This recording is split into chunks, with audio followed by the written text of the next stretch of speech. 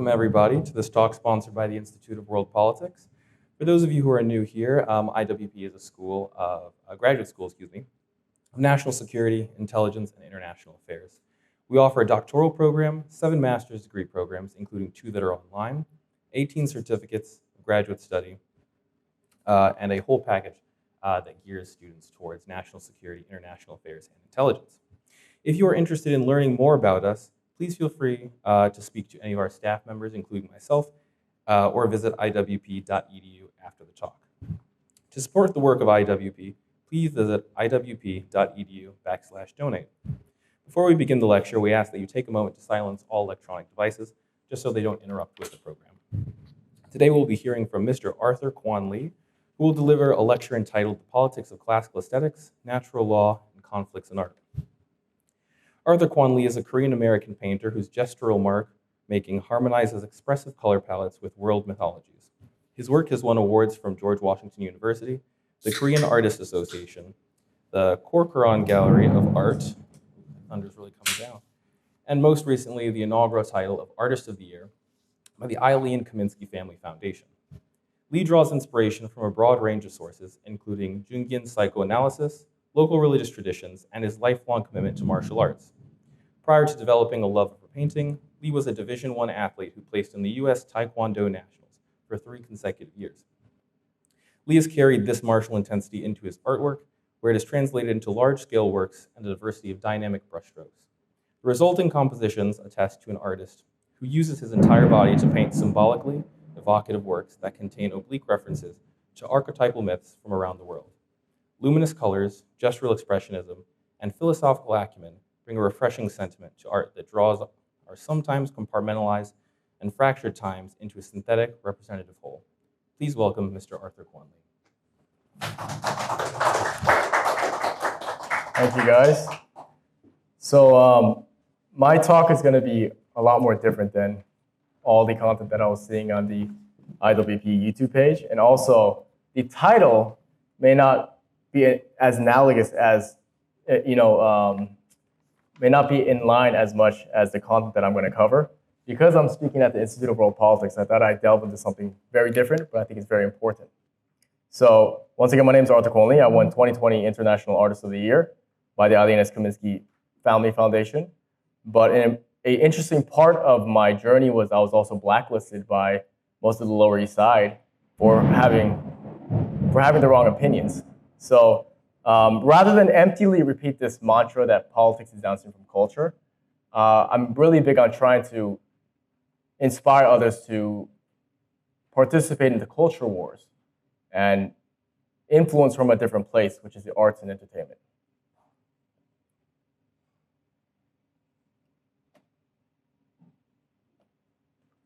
Okay, so art is dangerous. Good art will make a moral statement, and it'll either take shape as propaganda or iconography. And what I'm going to be showing you is that at the lowest form, art is a political tool to brainwash, right? And at the highest end, it's a distillation of our values. And my main diagnosis will be that when the creative class does not create morally in-line art, see, this is how important it is. When the artists do not produce art that is morally in line with the culture's values, the state will inevitably use them as an arm of propaganda. And I'm going to show this historically.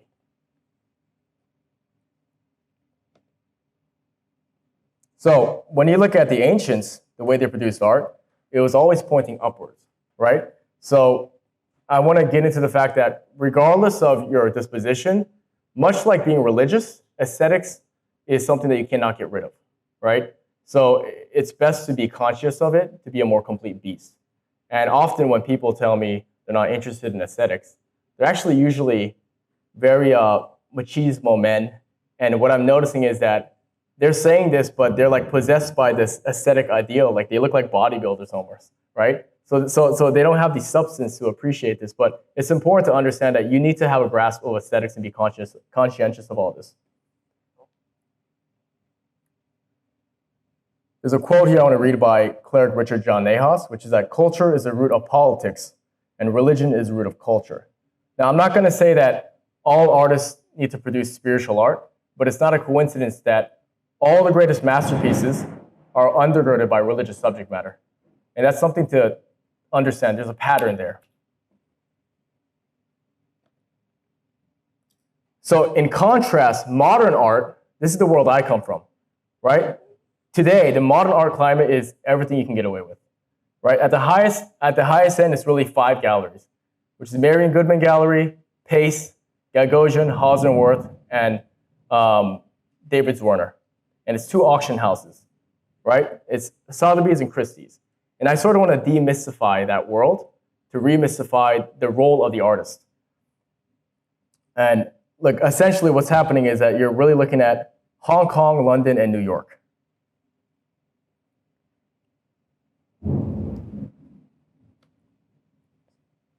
So on the left, we have universal standards, which is basically what the art industry was from time immemorial. On the right is what we have today, which is aesthetic relativity, because that is basically what's occurring in the art world. The modern art world today is this pyramid was created by this very exclusive and concentrated elite. So at the top, we have those 5 galleries. In the middle tier, that's where I have most of my clout. That's where all the vetting happens. And it's really a channel of cultural Marxism where there's actual legitimate artisans in contrast to that, though. And I would say this is, it's probably around majority of solo exhibitions, group shows, and festivals are over here. And then way down at the bottom, you have actual art appreciation, right? It's sort of a pseudo version of the logos.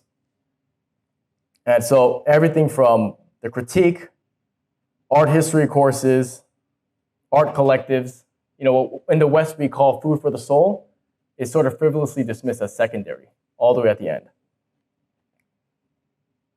So the mainstream art industry is not even about art. And this has to change. Now, the problem is that it's actually totally upside down, and I look at it as a sort of satanic inversion, because it's all flipped today. And it'll be my contention that people who are aware of, who want to preserve the West, need to actually support these artists. So when you look at the ancients, across all civilizations, they regarded truth, good, reason, and beauty as their fundamental building blocks. And notice that beauty is up there. Usually when I say the word beauty, a lot of people get it confused with hotness. So when I say beauty, they're thinking of ranking the opposite sex on a 1 to 10 rating scale or something of the sort. But when you study the ancients, what they mean by beauty is the sacred, as pure beauty. And our society is getting more polarized and antithetical. And as this happens, just, it's worth as a reminder that we've all been here before, how every empire will fall from the inside out when the men become spoiled from the fruits of their fathers, and then that same toxicity ventriculates onto the creative class. And you'll see this because the artist will become a spreader of vanity rather than the preserver of truth. I'm very hot, guys. I'm gonna take off my suit and talk in my t-shirt. That's okay.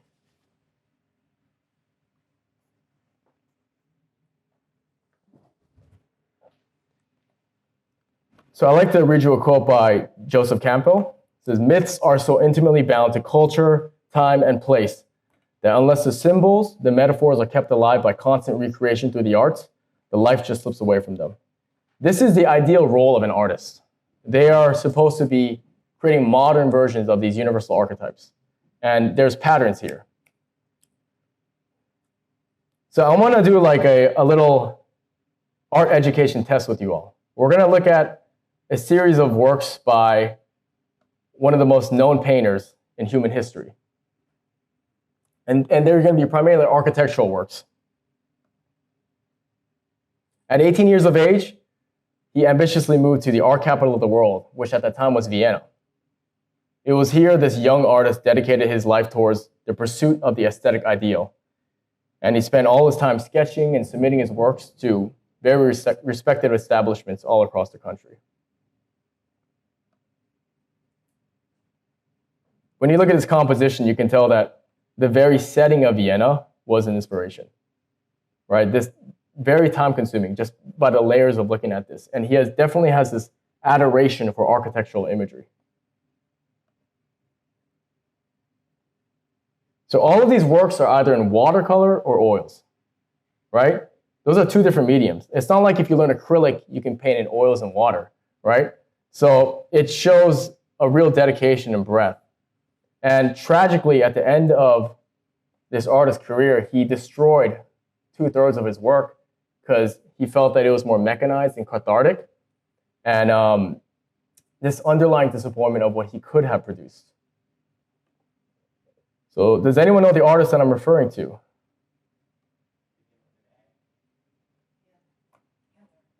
Absolutely. This is a smart room, by the way.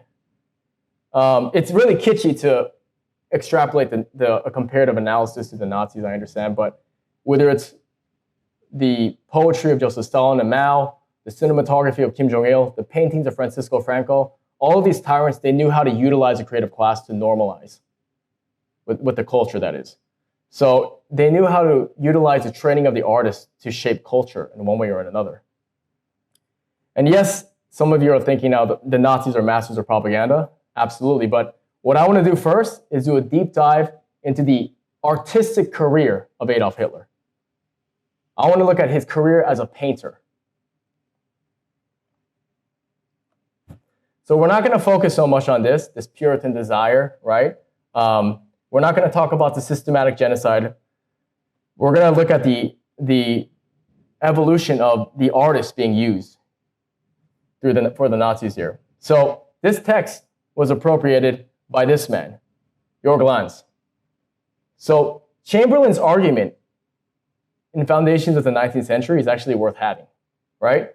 But it was appropriated by Lanz, and he goes further, putting this bloodthirst in conjunction to his argument. And what he begins to do by this logo here, this is a very occult logo, but he starts getting a lot of young dissident artists together. So everyone's here with me so far, right? So here's where it gets interesting. In 1909, Lanz is visited by a 20-year-old painter, Adolf Hitler, and he's invited to become a member of the Thule Society. Thule is what these morally in line group of artists become. And given their penchant for erratic performance art and installation art, they began garnering attention from very important social circles in agreement with their philosophy. Like, I can tell you personally, I've been invited to so many galas and fundraisers and political events just because I create large-scale art that is often patriotic at that, you know, preservation of the West. So there is something that I can really relate to in this regard. And this is something Lanz captured. So in consistent collaboration with this inner council, Hitler discovered this very important lesson on control, that the process of normalization is done through the artist. The German streets are then strategically covered with propagandistic posters illustrated by the artists in Thule, with the targeted intention of spiraling a cultural movement, which they successfully catapulted. And it brought this vitriol and disdain to be justified in the German people. If you look at these two posters here, one is a graphic artist and the other is a charcoal portrait. So these are two different artists. They're hitting all these different strokes, right? These are all different artists here. So this phenomena happened sort of like the analogy of the boiling frog, right? Except the raising temperature is more derogatory public imagery. So the white propaganda becomes black propaganda. And posters like these were plastered everywhere, and it made it okay to psychologically and physically harass non-German people, to be openly vilified.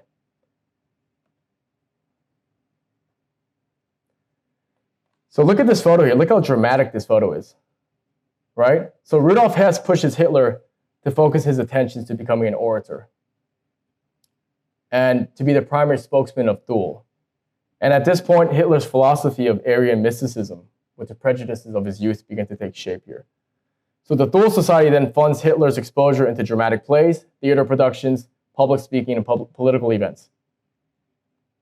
And there's a dozen of these photos where there's a photographer capturing him in a theater with high lighting and contrast.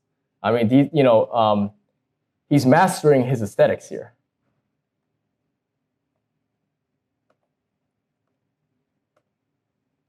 Hitler then visits the house of classical composer and theater director Richard Wagner through the connections of Thule, his childhood hero, and he regarded him as a supreme leader and prophet of the German people.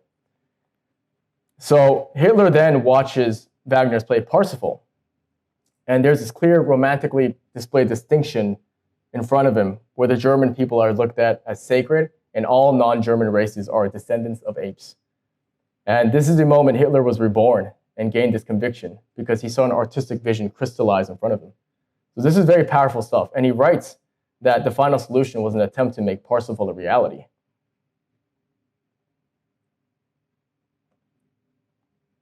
So immediately, the first thing Hitler does, literally, is close down Bauhaus. So Bauhaus today is a progressive center of postmodern art. You know, they had Laszlo Moholy-Nagy, Paul Klee, and Wassily Kandinsky as their original artists, their most famous artists, so that kind of makes sense. But the inception of what Bauhaus was as an institution, it was a place for people to actually learn classical pedagogical standards of art. They would go take figure drawing classes, they learn about color theory, they actually gain these technical skills. I mean, look how cool they look, right? Like they kind of dressed in uniform at that. And these artists were not only against the current German government at the time, but the very existence of Bauhaus stood as a prominent opportunity and possibility as a counterculture against National Socialism. And obviously, unfortunately, this competition was not allowed for Thule.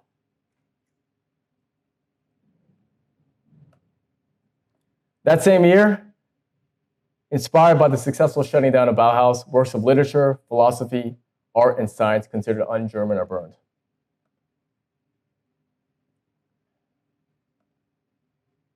In the words of celebrated German poet Heinrich Heine, where books are burned, there too people will burn, with the ultimate goal of a forced declaration to reshape culture and an ominous display of things to come. Should any of us have been surprised when all the school boards in Tennessee, they banned the graphic novel Mouse? Right? It's probably one of the most effective ways to teach your child about this tragedy. More recently, Dr. Jordan Peterson was compared to Red Skull in more recent publishings of Captain America. So you have America's first hero, the first Avenger, striking Adolf Hitler in the face, to Hail Lobster and the 10 Rules for Life. So I want you to do a little imaginary exercise with me here. I want you to put yourself in the shoes of some of these artists. Imagine you are one of those artists that I mentioned. Whether you're in Bauhaus or you're not, you're an artist that is just dedicated to your emotional truth. You're not thinking about what they call community guidelines in social media today, right? Which they control. You're just thinking about your own creative voice in your discipline. So you're not, what is it called? The community guidelines are, you're not trying to spread fake news, racism, sexism, homophobic, you know, all of that, or you're not threatening any kind of violence. You're just an artist in your own studio. Now imagine you get a knock at your door from the police and are arrested for making such work, fired from any employment position held, and publicly defamed by the mainstream media.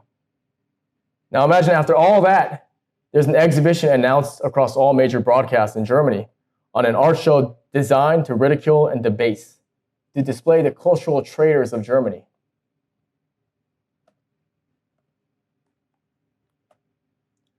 Citizens are invited to the Degenerate Art Exhibition in 1937, to be insulted, to be ultimately and shamefully canceled. This exhibition was shown across Germany for 4 years to an estimated 4 million attendees. So if you're a rock star artist at that time and even today in New York City, you might get a show for 3 months, right? So 4 years, that's an agenda. And I will say while I'm on the subject, I personally do agree that the majority of modern art holds no cultural value, generally. And I know we're looking back in retrospect, and usually the attraction to abstraction is a cop-out for not having the necessary discipline and skills to paint properly, generally speaking as an artist. But I'm trying to speak from a bird's eye view here. Let's keep in mind the nuance of the genius curation that was done, because anything that they were doing here can be utilized for better or for worse. And I often say that it's important for the right to think like the left. And I know we're not all right-leaning here, but I am, which is why it reminds me of my canceled friends and I. You know, I lost all 6 of my art dealers for disagreeing with their Marxism.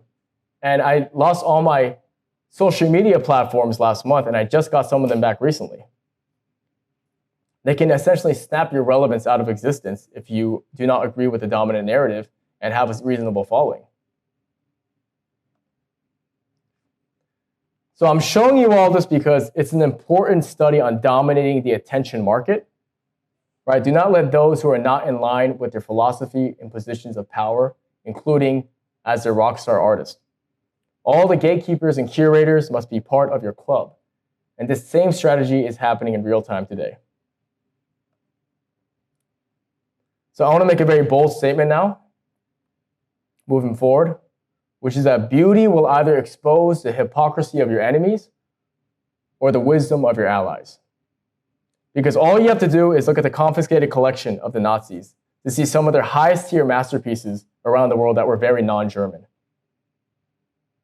And they were in temperature controlled cargo, like they're very well kept. Hitler personally regarded these paintings as a great source of religious power. Meanwhile, one of the prerequisites to joining the Thule Society was an outward declaration against Catholicism. So, do as I say, not as I do, right? So let's go to the next part of this story here. Remember, the Thule Society was not just visual artists. There were actors, filmmakers, photographers, and also comedians. So who here has heard of Lord Haha? Perfect. So this is William Joyce. He's an American-Irish supporter of fascism. And he was very known for his comedically strong accent, and he was pulling huge ratings. Look at him as like a Dave Chappelle, right? He was a rock star comedian. And the Nazis discovered his underlying intense passion for Marxism. So Hitler had Joseph Goebbels contact him to secretly work as a propaganda branch during his hours broadcasting during the war by blending. And we'll get into blending shortly. So Goebbels understood that if you can entertain people and share even demonic hatred for others wrapped artistically, the masses will normalize it for you. This is why degenerate behavior on social media like TikTok and Snapchat go viral, because there's a beautiful soundtrack behind it, or because they're dressed flashily, right? There's no difference here. So some of these artists have a larger following to influence than every media outlet combined times 10. Like, that is power. And I can tell with Beyonce, she has 268 million followers alone on only Instagram. Or The Rock has 328 million followers, right? So the same reason Hillary Clinton does a concert with Jay-Z is the same reason comedian William Joyce was utilized. It's the monopoly of attention. And I believe that those who are conscientious of economic truths, like the Institute of World Politics, you guys should actually spend time rubbing shoulders and commingling with influential creative talent, because the artist reigns supreme in the attention market. You know, one political post from any of these artists can flip the script more than any information-dense podcast, community outreach, you know, conference, what have you. They are able to use seduction and charisma, which is far more effective than data. So let me read you the last words of William Joyce. In death as in life, I defy the Jews who caused this last war, and I defy the power of darkness which they represent. I warn the British people against the crushing imperialism of the Soviet Union. May Britain be great once again, and in the hour of the greatest danger in the West, may the standard be raised from the dust, crowned with the words, "You have conquered nevertheless." This is the main part. I am proud to die for my ideals, and I am sorry for the sons of Britain who have died without knowing why. I mean, we don't need to imagine what would happen if somebody who cares about the West spoke up with that influence as well, because they call Kanye crazy, psycho, a coon, yada, yada, this, that, and the other. And I've had this as a microcosm in the New York City circuit as well. And I know too many artists who've dealt with this experience. So blending is basically a propaganda term that's the fusion of truth and lies. In other words, let's say I'm a reporter and there's a wildfire in Colorado, and I say that that wildfire was caused falsely by white supremacists, then you'll hear that half-truth, but the fears and anxieties of the wildfire basically validate the imaginary racists. Here are the modern William Joyces in all their narcissism. Late night during your hours of leisure, in your relaxed state, the debasement of the West is presented in front of you via political junk food and confirmation bias, posturing as humorous intellectual commentary. I believe that late night comedians do way more damage than any of these media outlets, just by the ratings and numbers that they pull. Or another joke, speaking of which, and this is obvious, but all they do is blend and fearmonger. But I'm mentioning CNN because I think that the George Floyd phenomena is a perfect modern parallel of what happens when you're not conscious of your religious artistry. It will manifest elsewhere. So let's look at some modern parallels here. When you step back and look at the manner of how these protests took shape in the first place, once again, in the absence of a religious aesthetic in the dominant culture, we experience the unconscious ceremony of St. Floyd. It's just about knowing the pattern and understanding it. You know, upon Floyd's death, we had an article by the American magazine comparing Christ's crucifixion to Floyd as a martyr. And finally, we had multiple posters and creative interpretations of Floyd as an icon.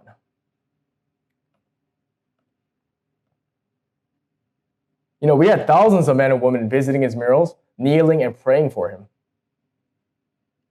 It's the deification of a convicted drug addict criminal, though. And once again, it's because these aesthetics were effectively utilized by the perversion of morality.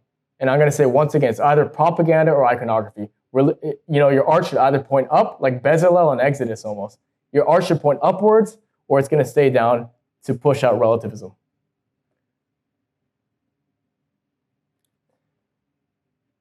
And it reminds me of this religious ceremony, which is all started because of the Thule Society, which was intentionally designed as a social circle for a political and financial elite to congregate with talented artists.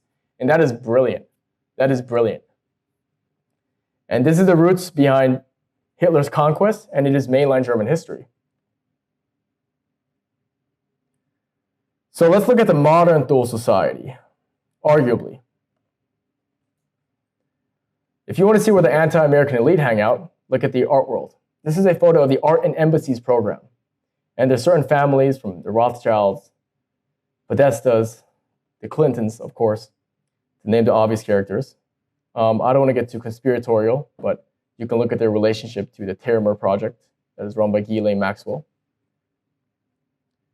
So it's important to say that the separation of artistic legitimacy and measurable economic value is how this phenomena is born in the first place. Because if people are educated on real art, you know, in the eyes of God, dare I say, then the emperor is not only naked, but red with humiliation. So let's change gears here. This is the Pietà by Michelangelo, of course. I mean, this speaks for itself when we talk about beauty. The history of the Pietà is also very revealing, and it's a modern parallel once again, or a parallel from the past, excuse me. So there's this feisty man by the name of Donato Bramante, and he was responsible for demolishing the chapel of Santa Petronilla, which is where the Pietà was residing.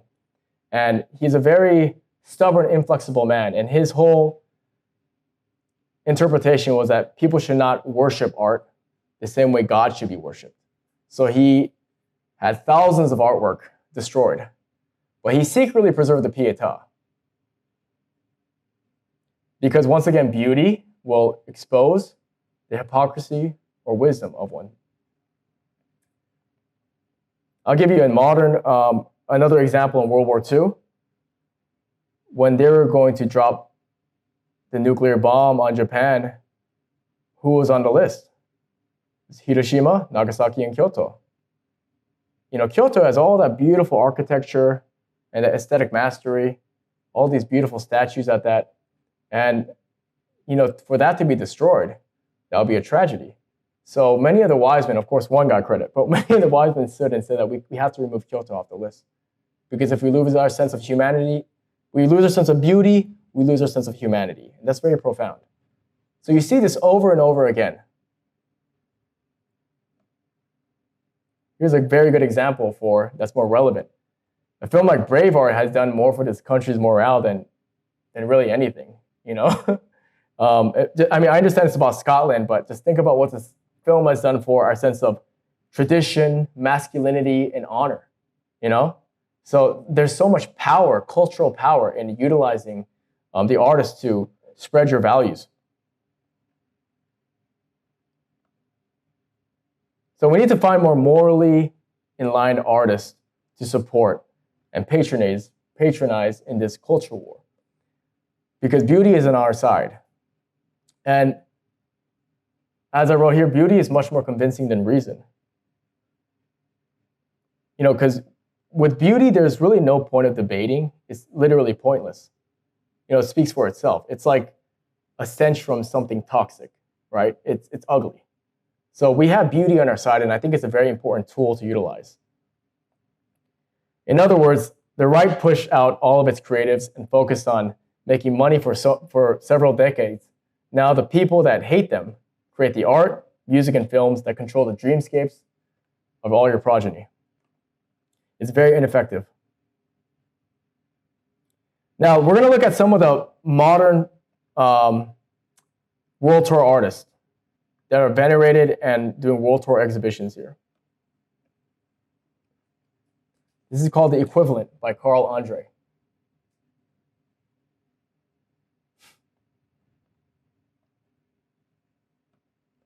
The Originator, Marcel Duchamp. And once again, these works by their own declaration are the heavyweights.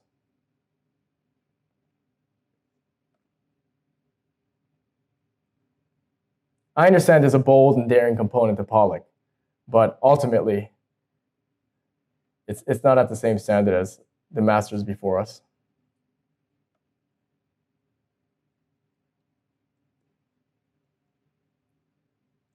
And some of it is just plainly sick. This is Marina Abramovich. She's literally a Satanist witch.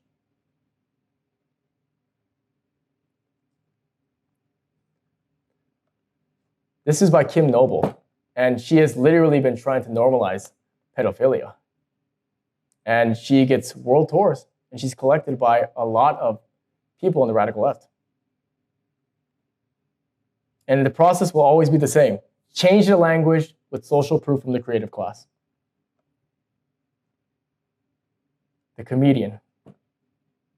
So you get the idea, right? It's very preposterous, it's trivial. But when you look at the Pietà, in contrast, how do you go from the divulging of the logos, the encapsulation of the sublime, rendition of some of our deepest archetypal truths, to a banana duct taped to a wall that sells for $150,000 in Art Basel? Well, it's because, as the Russians say, a fish rots from the head down. And this is more popularly expressed as politics is downstream from culture. But it's a hugely revealing cultural issue that we, the people, even accept that garbage is anything but insulting to our intelligence. And once again, it's because our aesthetic standards have plummeted. So I'm going to read you a quote by one of my heroes, Roger Scruton. When art becomes merely shock value, our sense of humanity is slowly degraded. The culture of a civilization is the art and literature through which it rises to consciousness of itself and defines its vision of the world. So what we obviously need is some of our artists in the mainstream without walking the roads that have been so corruptly designed. We need to step our game up, and we need to start patronizing some of these artists to create art that represents our values and to put it into the mainstream.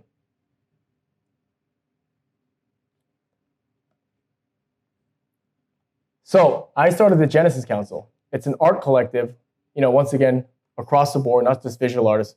We have filmmakers, photographers, writers all across the board. And I was inspired by the Thule Society. But in turn, our whole notion is to save the West. But we're creating artwork that can stand up for what's right, essentially.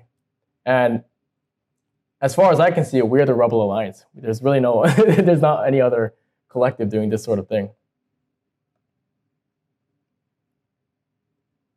So that said, though, there's very few of us publicly speaking up. And most of us are closeted. And I just want to encourage you all to support any of your artists who believe in tradition and classical beauty, and dare I say God. You know, what is the saying that tradition is not the worshiping of ashes, but the preservation of fire? Well, that fire is dwindling, and it's about time we fuel it. Save the West. Thank you.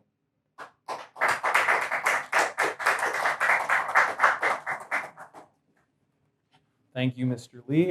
We will open the floor up now to questions from the audience. Yes, sir. Going to the last, where you were quoting from Roger Scruton, I've always thought that one of the purposes of art was to make people see in a new way, to open their eyes. And you need a certain degree of shock to do that. Something, some discontinuity. Now, who determines whether it is purely for shock value? Well, I mean, you got to understand that right now, if you go to New York City right now, you go to the Lower East Side of Soho, you know, I would say 2/3 of those art galleries, there's no technical skill associated with it. It's a political statement almost. And, you know, of course, often when an ideology hits the creative process, it immediately lowers its value. But we can still, you know, I would say it's the pedagogical standards. Because when I see there's no technique associated with a lot of this art today. And that is really the problem. You know, Tom Wolfe wrote this in The Painted Word. And he predicted that this was going to occur. He's an American cultural critic. And for some reason, it's like, you know, if we go to see a dance play together and a dancer falls on her face, but the demands for us to look at it as bold and daring, that wouldn't happen, right? So it's the absence of technical standards in the art world today.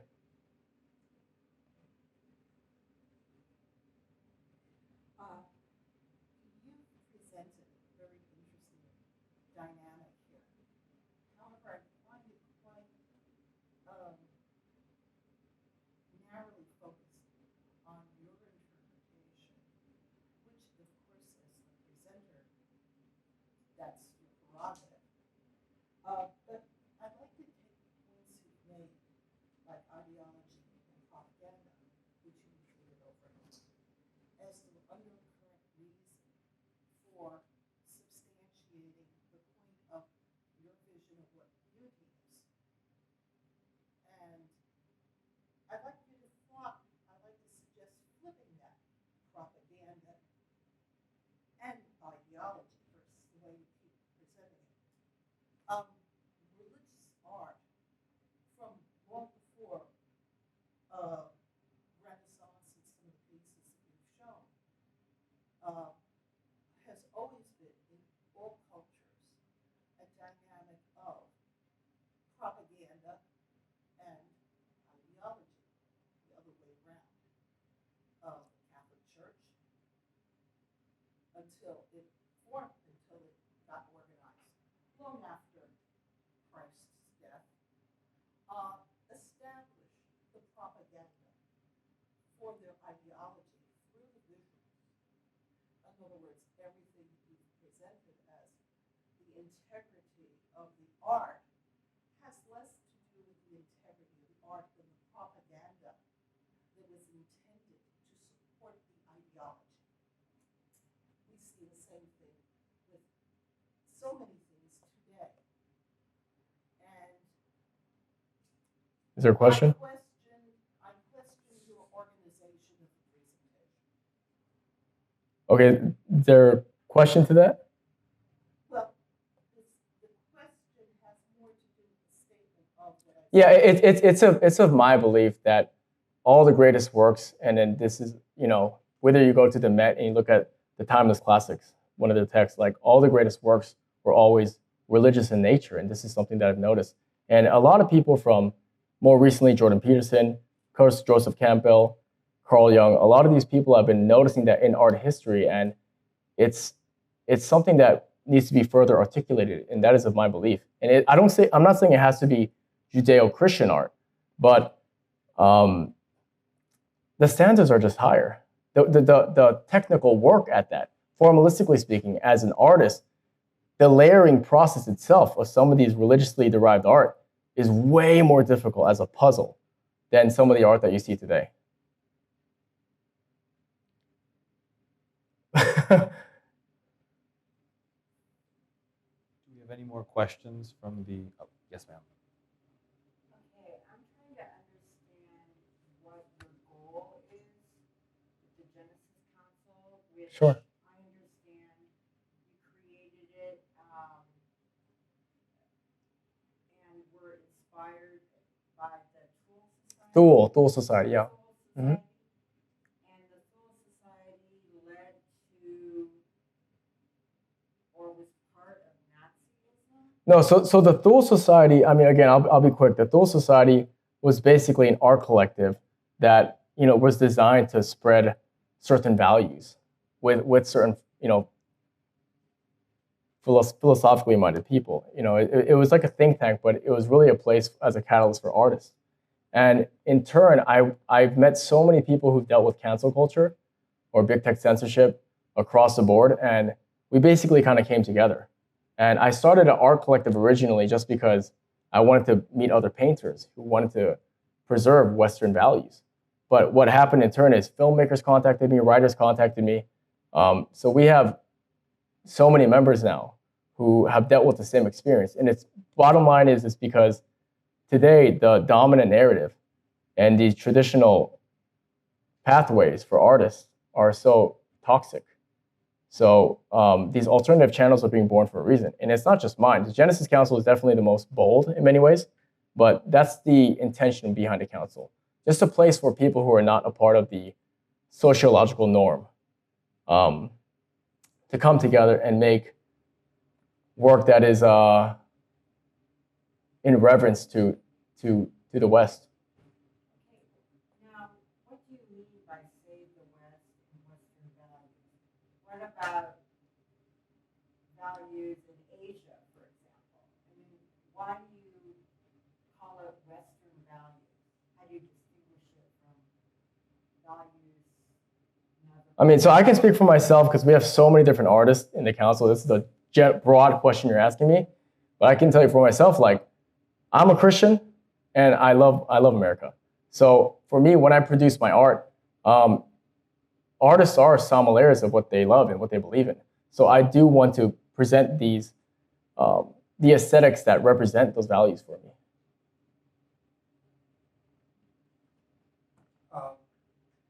Question is, do you feel that craft, mechanical skills, ability to draw, the ability to use perspective, are necessary parts of art?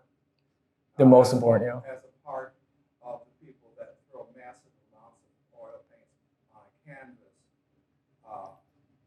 and 10 by 10 canvas, and then pass them off as something.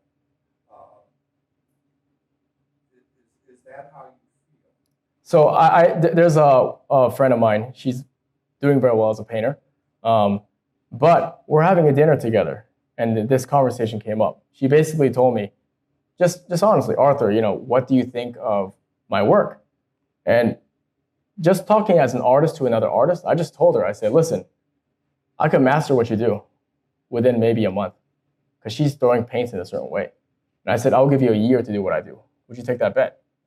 She wouldn't take that bet, because the reality is that it's harder. It's like, there's different levels to it. In the same way, there's different levels in sports. And I know people like to just throw relativism. It's all different. It's all relative. But at the end of the day, there are techniques and skills that have been utilized throughout history. And I believe that we have to return to those so that the art stays beautiful. Widely? Widely? Yes. Tremendous technique. Widely. Why? That's why this was made. Brooklyn, black artist. Chris Wiley? Huh? Is it Chris Wiley? Quincy Wiley. Okay. Brooklyn Museum. Yeah. He uses classical portraits and he puts Black Americans. Yeah. I mean, for me, if they're actually using that the actual technical skill, then I can respect it. That's my point. I mean, there's abstract abilities that I appreciate, but often it's and again, I've been a part of a lot of different art collectives. A lot of abstract art. I mean, kids can do a lot of this stuff, you know, and they can say no, they can't. Yes, they can. Yeah. Okay, Hindi Wiley. Okay, yeah, she's good. She's got her own way. Yeah. Yes. I wonder if you're aware of the World War I memorial that's being built here in DC. It's going to have a huge bronze frieze, 58 feet long, 8 feet high, 36 or so human figures. Spectacular level of sculpting ability. That's amazing. I'd love to see that. Yeah. Well, it isn't installed yet because it takes years. It's taken them years Mhm. to do the sculpting. But the sculptor is Sabin Howard, and Sabin, he's my friend. Yeah. Sabin Howard is the one doing it. And Okay. I'm no expert, but I imagine that there's probably not someone at his level of sculpting left. Yeah, I don't think so. I mean, nobody's doing what Sabin does, and he's amazing. But this is what I'm talking. Like, this is the kind of art that I love to see. You know, it makes a statement, and you know, Sabin works so hard. So I mean, I'm go for him, man. Kudos. Cool. Did we have any other additional questions? Oh, yes, sir.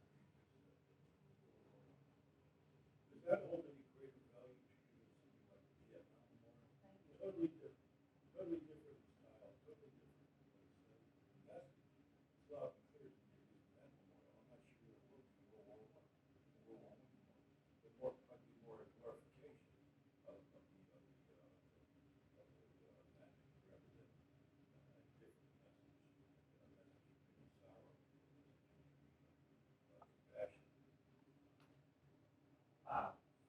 I mean, what I can say is I'm not going to talk about. There's contextualism and there's formalism when you look at arts, and this is the standard form of critiquing when you go to university. You can look at the context, which is the meaning and the emotions and what you're talking about, and then there's formalism. I'm talking about the formalism, the actual technique, and then the skill associated with it. That's what I care about. So the actual technique of it. I mean, I'm glad to see actual art that requires, you know, this assiduous effort that I can respect because. You know, like anything else, you know, like my mother, she's a classical composer and she plays, you know, 12 different instruments. And that was training. That's technique. And for some reason, the art industry, you know, it's once, you know, art in the social world was written with the art universities, Frankfurt School came in. It's now this thing where it's about, you know, just pure expression. And I think that's a cop-out for actual art.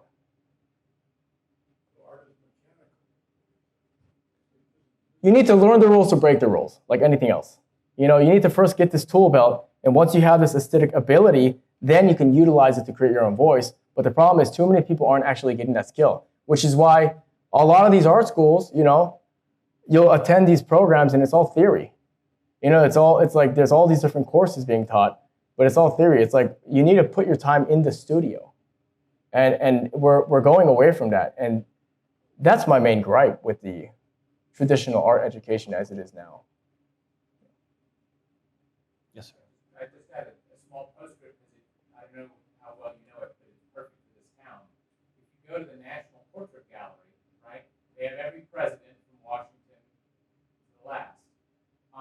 It's painfully obvious that the level of technique in the last half century or even less is, I mean, it's pathetic. The decline is pathetic. Yeah. That's Yeah. a pretty stark evidence of. I agree. I know what you're talking about too. Unfortunately, part of he's correct, but also part of that is the selection of the artist has more to do with the president. So you're seeing people who their portraits will be done.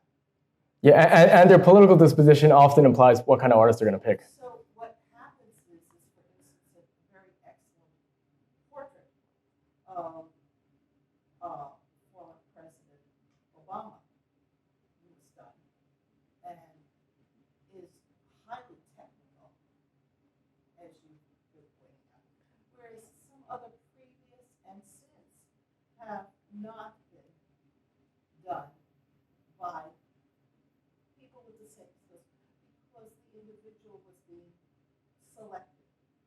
So there are other factors. Sure.